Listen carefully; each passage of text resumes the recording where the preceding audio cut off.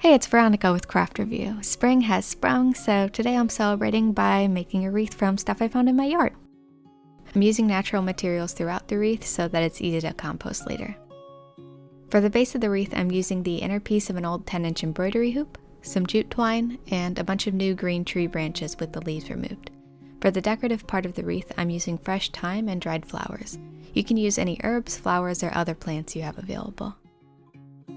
To get the twigs I need, I'm collecting a bunch of young green tree branches. These branches are always sprouting out of the bottom of the tree in my front yard. I'm separating out the smaller branches by pulling them apart like this. I'm keeping anything that's longer than about 8 inches and about the thickness of a pencil or thinner.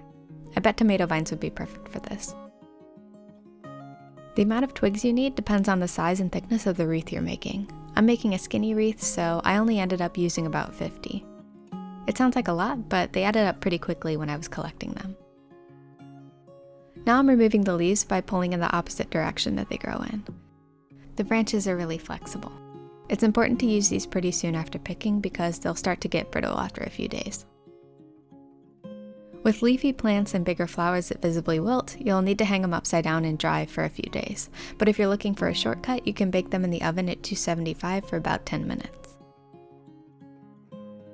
To make my wreath, I'm going to need my hoop, branches, and twine. I'm going to start by cutting a few pieces of the twine about 1 foot long. Then I'm taking a handful of branches, like a dozen, and tying them to the hoop.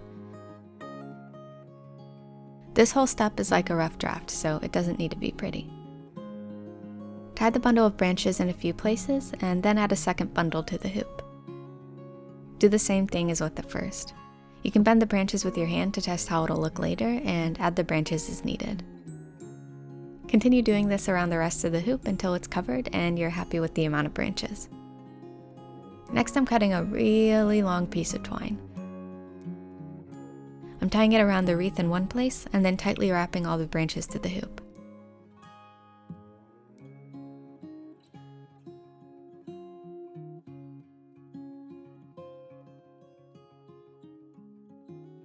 When I get around the entire hoop and make it back to the beginning, I'm tying it to the knot where I started.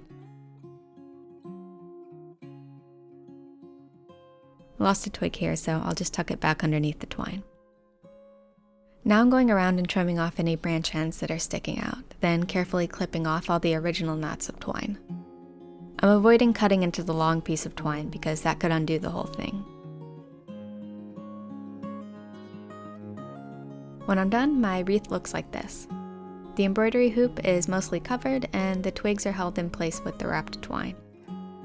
This is a nice look on its own, so you might want to go ahead and dry your wreath at this stage. But before I set mine out to dry, I'm going to go ahead and add a few more branches to sort of mask the twine and fill out the wreath a little more. To do this, I'm anchoring one end of each branch underneath the twine and then bending it and tucking the other end into the twine as well. These are branches I left out for a few days, so they aren't bending quite as smoothly as the ones I was using before.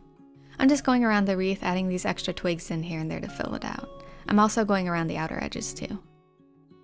And now it looks like this. Now that I've added in the extra layer, the twine is less noticeable. I'm hanging my wreath in the sun to dry for a few days. After 4 days, it looks like this. The sun darkens the bark really quickly. The color of your wreath will depend on the type of branches you use. To decorate my wreath, I'm going to start with a nice layer of green herbs. I'm using thyme. Since thyme is a woody herb, I didn't dry it before using. This means the sprigs of thyme are flexible and smell really nice. For the decorative stuff, I'm only tucking in one end of each twig and making sure they all point in the same direction. Like before, I'm going over both the front and the outer edge of the wreath.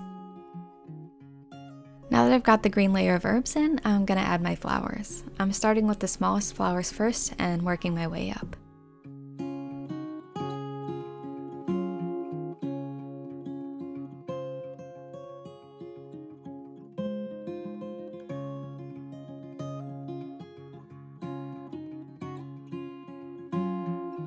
And this is my finished wreath.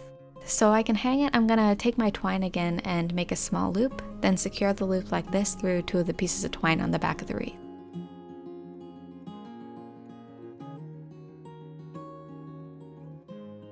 This loop can be used to hang the wreath from a nail or hook. The wreath I made today is pretty simple and understated, but this project is highly customizable, so you can make yours as big and flashy or as minimalist as you want. Thank you for crafting with me today. If you have any questions, please leave them for me below, and if you want to subscribe to my channel, I would love to have you. Thank you for watching. Bye.